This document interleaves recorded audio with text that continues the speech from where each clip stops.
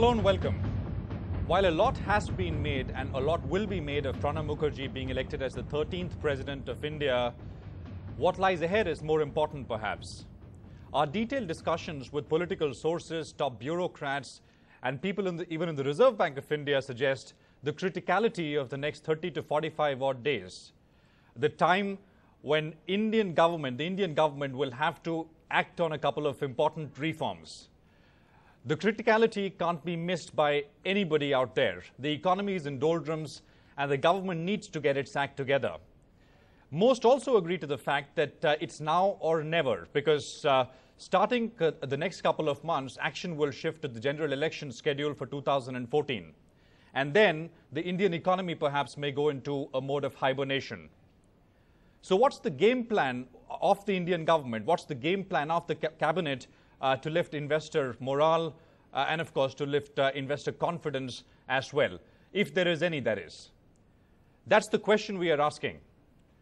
Is the next 30 to 45 days, in that sense, going to be destiny-defining, not just for the UPA2, its political masters, the ministers, but also for the country itself?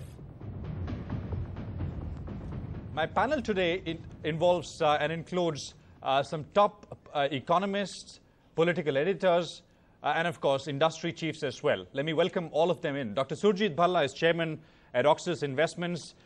Jay Shankar is of course a keen macro political economy watcher. Shoma Chaudhary is managing editor at Tehelka. Chris Gopalakrishnan is joining in, founder at Infosys, and of course a representative at the CII. Arun Nanda is chief at Mahindra Lifespace. Thanks very much, all of you. Great to have you with us here this Sunday. Let me sort of start and open this debate up by asking the simple and basic question. What is so critical about where we are right now, this point in time? A lot has been written about it, a lot has been made about it, and I just want to start with that point. Dr. Bhalla, let's go with you. You are somebody who said this for a while now, that this is it. This is, in a way, do or die. Why is it so, and what is the importance of where we are right now? Yeah, the reason it is so is because, you know, the Indian economy is in worse shape than the last 20 years. It's been going nowhere. There have been precious little decisions made by the government, and this UPA government has constantly had one excuse after another for not acting. So I think, you know, the trio led by Sonia Gandhi, Manmohan Singh and Pranab Mukherjee have pretended to be leaders but have not delivered anything so far, and indeed brought the economy to a standstill. Now, a lot of excuses were given. We can't get along with the allies, we need to get the president elected, and so on and so forth. And I think since his elevation to be president, things have begun to happen. At least indications are that things might be happening.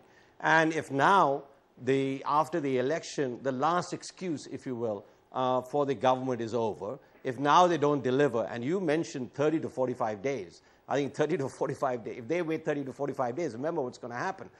Then we'll be in mid-September, and then the government will say, oh my God, you know, Gujarat elections are coming, and we can't do anything, or some session of parliament is coming, or, you know, the world economy is at a standstill. So I think, you know, the time for excuses and inaction is really, really over.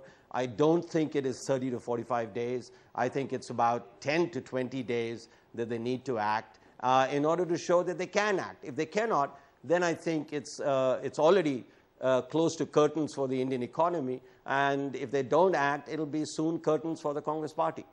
Shoma Chaudhary, why don't you comment? Do you agree with that? Well, not entirely, you know, because I think part of the problem is that we make such narrow windows of how we analyze India. You know, it comes across as if India is just one onion with just one peel, you know. My position on it, and I'm not an economist, and, you know, it's almost an anomaly to have me here amidst, you know, professional economists, business people. My understanding of it really comes from what ground feedback one gets. And the India picture is never just one picture. The problem is that all our television debates, all our analysis, every conversation in the English medium is always about one part of India. And I think therein lies the problem, you know. I'm not in argument with Mr. Bhalla on many of the things that he said. Certainly there is a perception that Indian economy has slowed down. I think much more than, you know, about FDI in retail, about foreign investments. The big concern definitely is inflation, you know, the price rise, the kind of cascading impacts there has been, and the absence of decision making on many counts. You know, it's not just on the 1 or 2 counts. It almost seems as the entire health of Indian economy depends on 3 things, you know, FDI in retail, insurance, you know, reform, and the diesel subsidy, which I think the crucial piece there is the diesel subsidy. India's #1 news app just got even better. Download NDTV's new app. Fully optimized for retina display. Full screen view. Faster response time. And Sudoku. NDTV's new iPad app. Download now.